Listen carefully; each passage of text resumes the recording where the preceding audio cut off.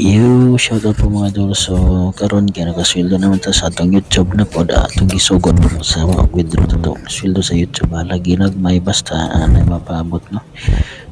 Actually po mga idol mag 3 months po ikapin na itong gipaabot ng sweldo ta o karon kaya naka withdraw na kapalit na jud mi og lamisa para sa mga sala no. So na sila sa tindahan ang gisugo ang asawa aptik yung asawa basta parte sa among balay ang aptik kayo.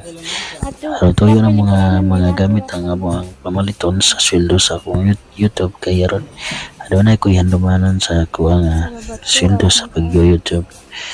Bisa di man ta kayo sikat at least na po tayo mga makita sa ato ang hinaguan sa pag-upload sa YouTube no. Dahil salamat sa mga nagsuporta. Unya karon mili na sila diri napitan no. Mili na sila og labis nga 6-seater. So daghan kay mga baligya diri napitan. May na lang na tayo makita sa ato ang pag-upload sa YouTube no. So diha karon namili na sila. Nya pag humanang ito na sa sila og lingkuranan para sa atong lamisa. Nakapili na po sila.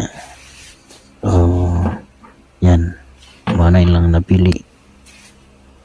A few moments later. Og karon naabot na sila sa among balay no. So manay akong balay nga gipahimo di. Og karon mauna ni siya ang among napalit nga lamisa sa para sala 6-seater siya.